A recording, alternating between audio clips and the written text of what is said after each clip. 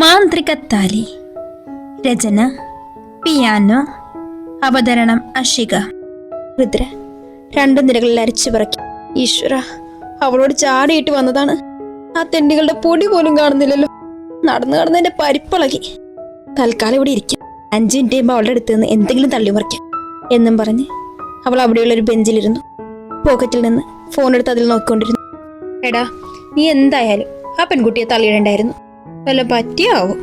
പെട്ടെന്ന് രുദ്ര നെട്ടി അവളുടെ വലത് സൈഡിലേക്ക് നോക്കി. തൻ്റെ അടുത്ത് 2 ചെറുപ്പക്കാരിയ്ക്കുന്നു. ഒരാൾ ഫോണിൽ നോക്കുന്നു, മറ്റേയാളാണ് സംസാരിക്കുന്നത്. പെട്ടെന്ന് തന്നെ അവൾക്ക് ആ സുഗന്ധം നാസികയിലേക്ക് തുളച്ചു കയറി. എന്റെ സാറേ, പെട്ടെന്ന് ബോധം വന്ന പോലെ. No, control your self Rudra. അവളിടം കണ്ടിട്ട് 2 പേരെ നോക്കി. 2 പേരും മാസ്ക് യൂസ് ചെയ്തിട്ടുണ്ട്. ഛേ, ഇതിലാരെ എന്നെ തള്ളിയിട്ടെന്ന് ഒരു ഐഡിയ കിട്ടുന്നില്ലല്ലോ. ആ സ്മെൽ എൻ്റെ അടുത്തുനിന്ന് വരുന്നുണ്ട്. പക്ഷെ മറ്റേ ആൾക്കും ഇതേ സ്മെല്ലാണല്ലോ. അവൾ മൂക്ക് കൊണ്ടൊന്ന് മണത്തു. അതെ, സെയിം പെർഫ്യൂം സ്മെൽ. ഇതിപ്പോ പൊല്ലാപ്പായല്ലോ. കഥകളെ പോലെ ഹീറോയെ തള്ളിയിടാതെ കൂട്ടുകാരനെ തള്ളിവിട്ട ക്രഞ്ചാവില്ലേ? സമയം പോകുന്നു. ദൈവമേ, ഒരു വഴി. നീ എന്താണ് മിണ്ടാതിരിക്കുന്നത്? ആ പെൺകുട്ടിക്ക് എന്തെങ്കിലും സംഭവിച്ചാൽ നമ്മൾ എന്ത് ചെയ്തേനെ? Stop it. വാവ്, എന്താ വോയിസ്! അർജുൻ ദാസിനെ കടത്തിവിട്ടു. ഇയാളൊന്ന് മൂളിയാ തന്നെ പേടിക്കുമല്ലോ. Just accident, that's all. എടാ സാമദ്രോഹി, എന്നെ തള്ളിയിട്ട് നിനക്ക് ജസ്റ്റ് ആക്സിഡന്റ് അല്ലേ? കാണിച്ചു തരാം അവിടെ പട്ടി എന്നും പെറുപുറത്തോണ്ട് കാശിയുടെ നേരെ വന്നു. അവന്റെ ഷോൾഡറിൽ പിടിച്ച് ഒരൊറ്റ തല വെച്ച് കൊടുത്തു. പെട്ടെന്നായതുകൊണ്ട് തന്നെ അവൻ മുന്നോട്ടേക്ക് വീണു. അവന്റെ ഫോണ് നിലത്തേക്ക് തെറിച്ചും വീണു. അവൻ ദേഷ്യത്തിൽ ചാടി എഴുന്നേറ്റ് നോക്കിയതും അവൾ ഓടി. പെട്ടെന്ന് തന്നെ എക്സലേറ്റർ വഴി കയറി. അവൻ അവളുടെ പുറകെ പാഞ്ഞു വന്നു. അപ്പോഴേക്കും അവൾ തിരക്കിലേക്ക് നുഴഞ്ഞു കയറി. കയറുന്നതിന് മുമ്പ് വിരലുകൊണ്ട് ഈ സിമ്പലും കാണിച്ചു. അവൻ ദേഷ്യത്തിൽ പല്ലൊടിച്ച് പറഞ്ഞു, "You bloody bitch." അപ്പോഴേക്കും വംശി ഓടി വന്നു ദേഷ്യത്തിൽ ചോദിച്ചു, "ഏതാ അവള്? എന്തിനാ നിന്നെ തലയിട്ടത്? കുറച്ചു മുമ്പ് നീ ഒരുത്തിയുടെ കാര്യം പറഞ്ഞില്ലേ? ബ്ലഡി." അത് കേട്ടപ്പോ വംശിക്ക് ദേഷ്യം കുറഞ്ഞു. "അതോ, നിനക്കെങ്ങനെ മനസ്സിലായി?" She was following us. അവളുടെ ആ ബോഡി ലാംഗ്വേജ് തന്നെ എന്തോ ചെയ്യാനുള്ള തയ്യാറെടുപ്പാണെന്ന് എനിക്ക് മനസ്സിലായി. ഞാൻ നിരീക്ഷിക്കുമായിരുന്നു അവളെ. ബട്ട് ഇടയ്ക്ക് നിന്റെ ഇറിറ്റേറ്റിംഗ് സംസാരത്തിനിടെ ജസ്റ്റ് ഒന്ന് മിസ്സായി. ഓ, അപ്പൊ നമ്മൾ പറയുന്നത് കേട്ടിട്ടാണ് ആ പെണ്ണ് നിന്നെ തള്ളിയിട്ടത്. ഇനിയിപ്പോ ഈ തിരക്കിൽ അവരെ കണ്ടുപിടിക്കാനും പറ്റില്ല. എന്നാലും നമ്മുടെ ഫേസ് പോലും കാണാതെ അവൾ എങ്ങനെ കണ്ടുപിടിച്ചു? നമ്മളെ കുറിച്ച് എന്തെങ്കിലും സൂചന കിട്ടിക്കാണും. ശരിയാണ്, നീ അതൊക്കെ വിട്. നിന്റെ പുറകെ ഓടി എനിക്ക് വയ്യാതായി. വാ, എന്തെങ്കിലും കഴിക്കാം. രുദ്ര ഓടിപ്പാന് ആനിന്റെ മടിയിലിരുന്നു. കർത്താവേ, ഈ പെണ്ണ്! എഴുന്നേക്കടി തിണ്ടി!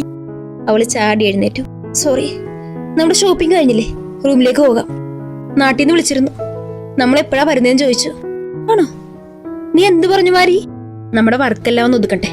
പിന്നെ കുറച്ച് വർഷം ഇന്ത്യയിലല്ലേ ജോബ്, എല്ലാം ഒന്ന് സെറ്റാൻ സമയം വേണോന്ന് പറഞ്ഞു. പിന്നെ പട്ടാളം വിളിച്ചു, വിവാഹത്തിന് 1 ആഴ്ച മുമ്പ് വരണോന്ന്. ഞാൻ വന്നിട്ട് പാല് കാച്ചു എന്നാ പപ്പയും അമ്മയും പറയുന്നേ. അത് നന്നായി. നിന്റെ കഷ്ടപ്പാടല്ലേ ആ വീട്. മാരി, നീ എന്റെ സന്തോഷത്തിന് വേണ്ടിയാണോ ഈ വിവാഹത്തിന് സമ്മതിച്ചത്? ഏടാ, നിന്റെ സന്തോഷം ഞാനെന്തിനാ നോക്കുന്നേ? എടി പൊട്ടി, എന്തായാലും നമ്മൾ വിവാഹം കഴിക്കണം. നമ്മുടെ മാതാപിതാക്കൾക്കും കാണില്ലേ നമ്മുടെ ഫാമിലിയെ കാണാൻ എന്നും പറഞ്ഞ അവകാശത്തിനോ നിനക്ക് വേണ്ടിയോ അല്ല.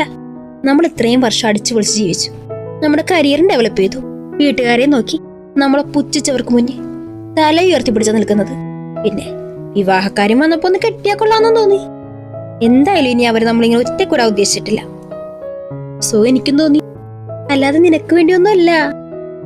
പട്ടാളം നമ്മുടെ നല്ലതിന് വേണ്ടി എന്തും ചെയ്യും. അതുകൊണ്ടല്ലേ കണ്ണും പൂട്ടി ഓക്കെ പറഞ്ഞത്.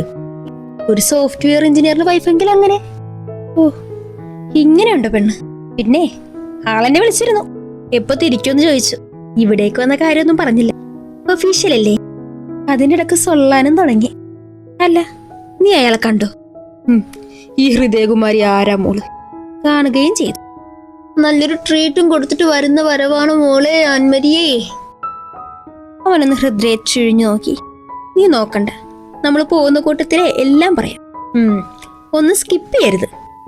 ഞാൻ അങ്ങനെ ചെയ്യോ അനി? നീ അല്ലേ ആള്? 2 ദിവസങ്ങൾക്ക് ശേഷം 2 പേരും ഇന്ത്യയിലേക്ക് വന്നു. അതും 10 വർഷത്തിന് ശേഷം.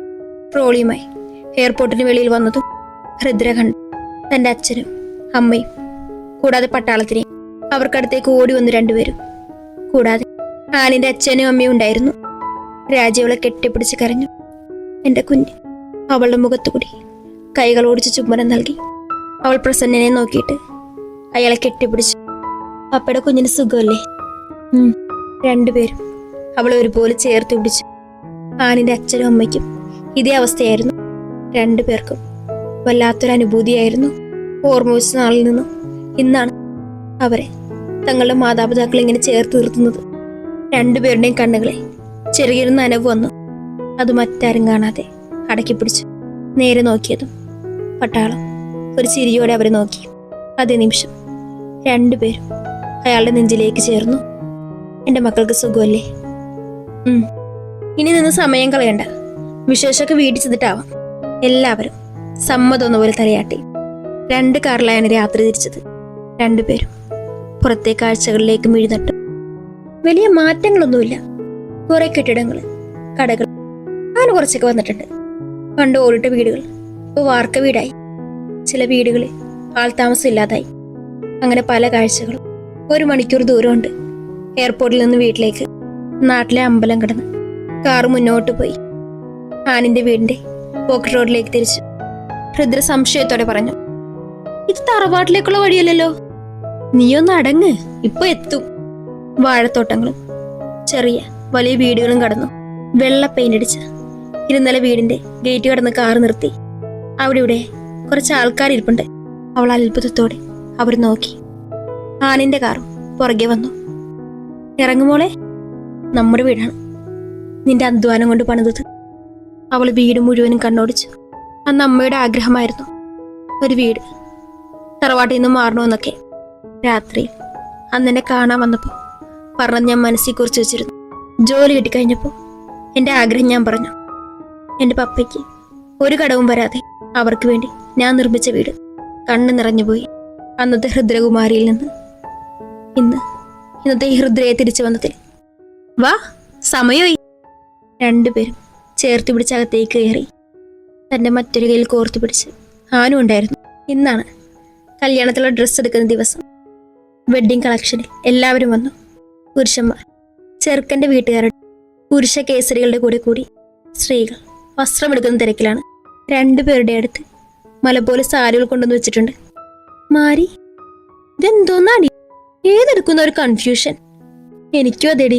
രണ്ടുപേരും പരസ്പരം മുഖത്തോട് മുഖം നോക്കിയിരുന്നപ്പോൾ ചെറുക്കൻ്റെ അമ്മ വന്നു. എന്താ മക്കളെ, എടുത്തില്ലേ?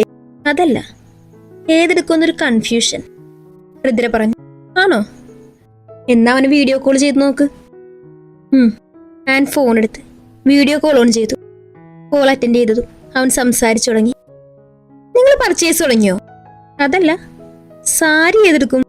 നിനക്കിഷ്ടമുള്ളത് ഏത് വേണമെങ്കിലും എടുത്തോ. എനിക്കങ്ങനെ ഡിമാൻഡ് ഒന്നുമില്ല. അങ്ങനെ പറഞ്ഞ എങ്ങനെയാ ശരിയാവുന്നേ? ഏതെങ്കിലും ഒന്ന് പറയേ. ഓക്കെ. അവൻ അവളോട് ഓരോ സാരി എടുത്ത് കാണിക്കാൻ പറഞ്ഞു. അവർ പർച്ചേസും തുടങ്ങി. രുദ്ര ഫോൺ എടുത്ത് ഇച്ചയെന്ന് സേവ് ചെയ്തിരിക്കുന്ന നമ്പറിലേക്ക് കോൾ ചെയ്തു. 2 റിങ് പോയി കഴിഞ്ഞ ശേഷം കോൾ എടുത്തു. ഇച്ച, എന്നെ ഒന്ന് ഹെൽപ്പ് ചെയ്ത് തരുമോ? സാരി ഏത് കളർ എടുക്കും? ഒരു കൺഫ്യൂഷൻ. ഇയാൾക്ക് ഇഷ്ടമുള്ളത് ചൂസ് ചെയ്യൂ. ഞാൻ ചെയ്ത ഏതെങ്കിലും ഒരു ഡാർക്ക് കളർ എടുക്കും. ഇച്ച പറ. ഓക്കെ, വീഡിയോ കോൾ ചെയ്യൂ. ഓക്കെ. അവൾ വീഡിയോ കോൾ ചെയ്ത് നിരത്തിയിട്ടിരിക്കുന്ന സാരികളെല്ലാം കാണിച്ചു. ആ റെഡ് സാരി ചേരും. ഇഷ്ടപ്പെട്ട അതെടുത്തോ. എനിക്കിത് മതി. ഇനി നോക്കാൻ വയ്യ. ആ പിന്നെ താലി എടുക്കുമ്പോൾ ഞാൻ പറഞ്ഞത് മറക്കരുത്. ഇല്ല, ശരി, എന്ന് ഞാൻ വെക്കുവാ. ഇന്ന് തന്നെ മെഹന്തി കാണും. അങ്ങനെ മെഹന്തിയും ഹൽദിയും എല്ലാം നല്ല രീതിയിൽ തന്നെ നടന്നു. ഇന്നാണ് കല്യാണം. രാവിലെ തന്നെ ബ്യൂട്ടീഷ്യൻ വന്ന് രണ്ടുപേരെയും നല്ല ഭംഗിയായി ഒരുക്കി. രണ്ടുപേരും സിമ്പിൾ മേക്കപ്പായിരുന്നു ഇട്ടിരുന്നത്. താഴേക്ക് സ്റ്റെപ്പ് ഇറങ്ങി വരുന്ന തൻ്റെ മക്കളെ അച്ഛന്മാരുടെ കണ്ണിൽ നനവ് പടർന്നു. ആനിൻ്റെ ചേച്ചി ജോസ്മി അവളെയും രുദ്രയെയും അസൂയയോടെ നോക്കി. അന്ന് താൻ ഒളിച്ചോടി പോയില്ലായിരുന്നെങ്കിൽ ഇതുപോലെ മഹാറാണിയെപ്പോലെ സ്വർണമെല്ലാം വിട്ട് വരാമായിരുന്നു. പപ്പയോട് തൻ്റെ പങ്ക് ചോദിക്കാമെന്നും അവൾ തീരുമാനിച്ചു. അമ്മേ, രുദ്രയ്ക്ക് ഇത്രയൊക്കെ നിറമുണ്ടായിരുന്നോ? പിന്നില്ലാതെ. അവൾ ചെറുപ്പത്തിൽ വെളുത്ത് ചുവന്നായിരുന്നത്. വളർന്നു വന്നപ്പോൾ സൗന്ദര്യമൊന്നും നോക്കാൻ പറ്റിയില്ലല്ലോ. പുറത്തേക്ക് പോയപ്പോൾ അവൾ അതെല്ലാം ശ്രദ്ധിച്ചതാവും. പറയാതിരിക്കാൻ കഴിയില്ല. രാജപ്പച്ചിയുടെ അതേ സൗന്ദര്യം കിട്ടിയിട്ടുണ്ട്. പിന്നെ അമ്മാവൻ്റെ ചിരിയും. ഇതെല്ലാം കേട്ടുകൊണ്ട് ആവണി രുദ്രയെ നോക്കി. ആനിന്റെ ചേച്ചി ഒളിച്ചോടിപ്പോയത് കൊണ്ട് തന്നെ ഇടവകയിൽ നല്ല മുറിമുറുപ്പുണ്ടായിരുന്നു.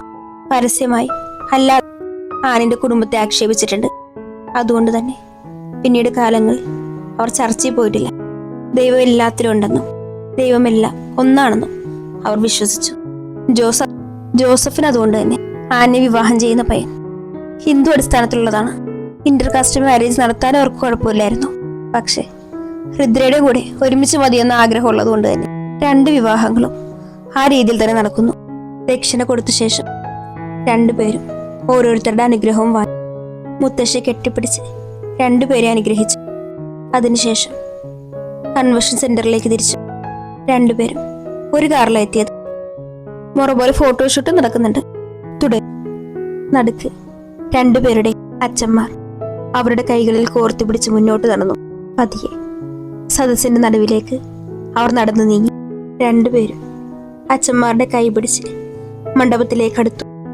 ഇനി തലകുനിഞ്ഞു നിന്നിട്ട് കാര്യമില്ലെന്ന് മനസ്സിലായ രുദ്ര തല ഉയർത്തി നേരെ നോക്കിയത് ഇളം ബ്രൗൺ കളറിന്റെ കണ്ണിലേക്കാണ് നോട്ടം നിറഞ്ഞത്.